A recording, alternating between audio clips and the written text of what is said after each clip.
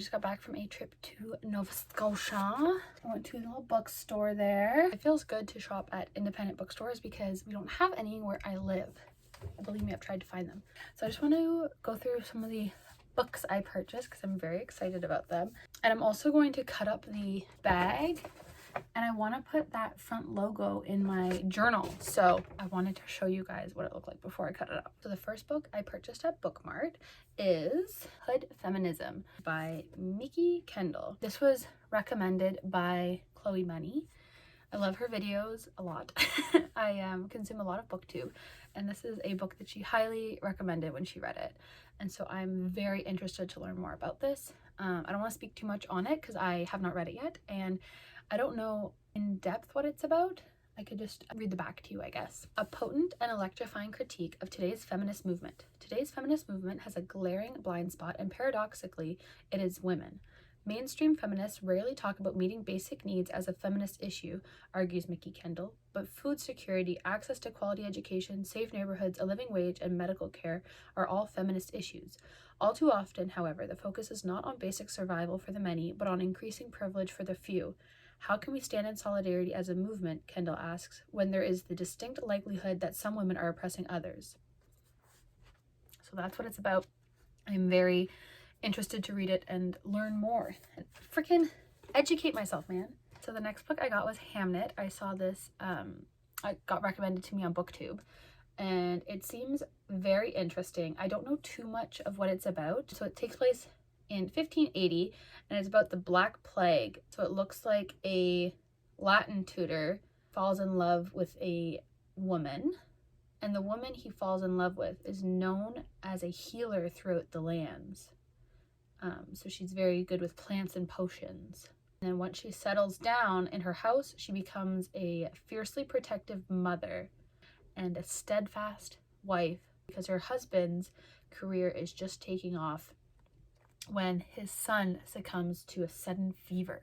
So I believe this is about Shakespeare and Shakespeare's son, and as well as his wife, clearly. So very interested in that. I've heard a lot of good things about Hamnet. And my goal when I went to this bookstore was to purchase books that I usually would not buy because I like a lot of fantasy. I like a lot of like new fiction, and those are all ones that I buy typically. I wanted to buy books that felt different so that me purchasing them from this different bookstore, it was like a good memory I had tied to it, all these different genres I don't typically read. So then along the lines of lit fic, I also got The Bell Jar. This one, I believe, the biggest influence was Throne of Pages, or Isabella, and basically Sylvia Plath's one and only book she ever wrote. And a lot of people say it has a lot of similarities to herself. There's a lot of Sylvia Plath in the main character of this book. Sylvia Plath lived a very tragic life. She ultimately ended up ending her own life very early on. And so this book has a lot of similar themes that her life had. So I'm interested to read this and to know more because it just feels like a book I should read. The next book I got is Essentials of Rumi, which is again another book that I got because of Chloe Bunny. Basically, I watched one of her videos that she posted recently about poetry, and that reminded me that I have one poetry book. So the first time I read it, I was like, this is okay.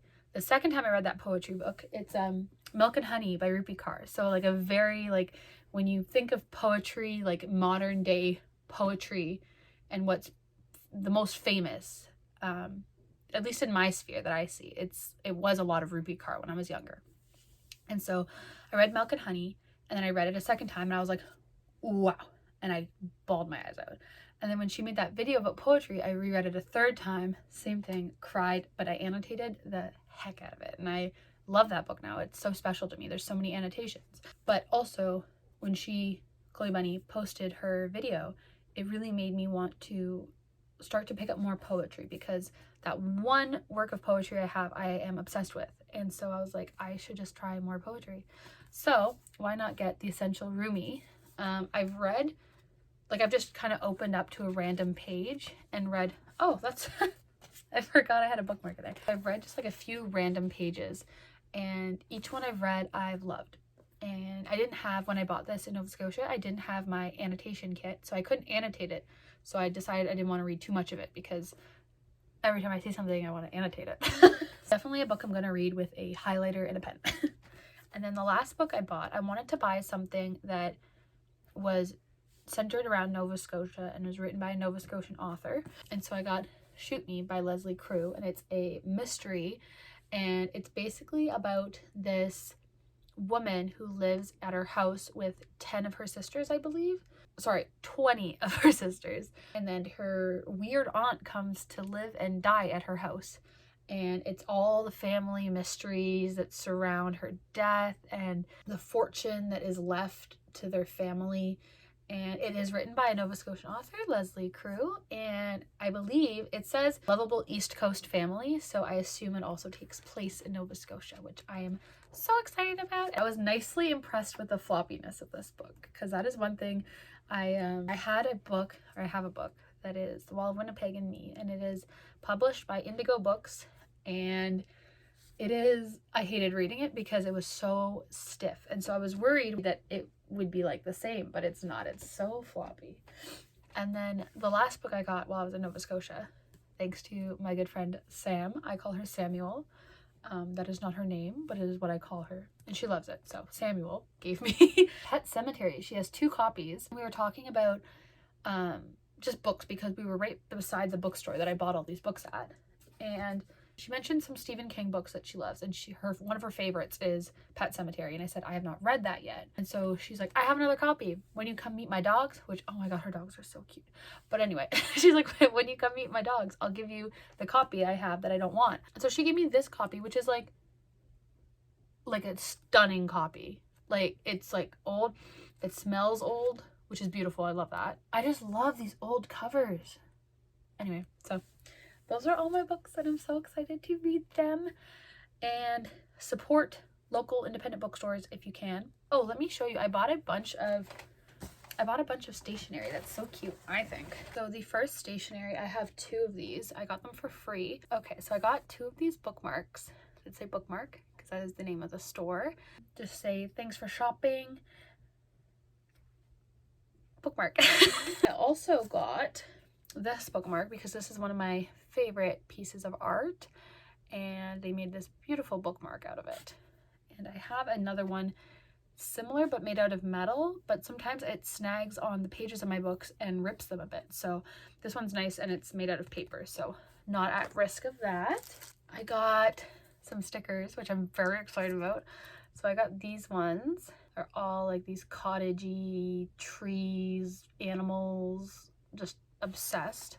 And then I got these stickers, which are little cats, because I have a cat. Her name is Callie, and I love her so much. But yeah, so there's all these little cats. And speaking of cats, I got this little post-it note, just because I have a calico, and how could I not? How could I not get those post-its?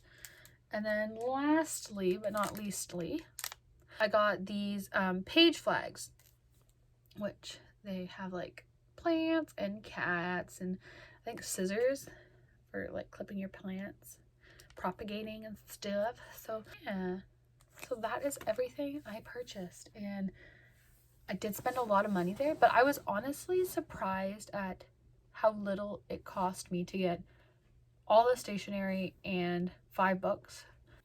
It was less expensive than I thought it would be, honestly, and I was ready to spend a lot. I'm excited to read all these books, and I'll keep you posted if I like them or not. I'm hoping to go through them soon because I'm notoriously bad for getting books and not reading them. But yeah, my plan today was to read a bunch, and here I am, 3 coffees deep. Went out to lunch, have not read. read like 1 chapter of my book, and that's it. So yeah, I'll keep you posted for what I'm gonna be reading. I'm so excited about all these books I bought. Okay, goodbye.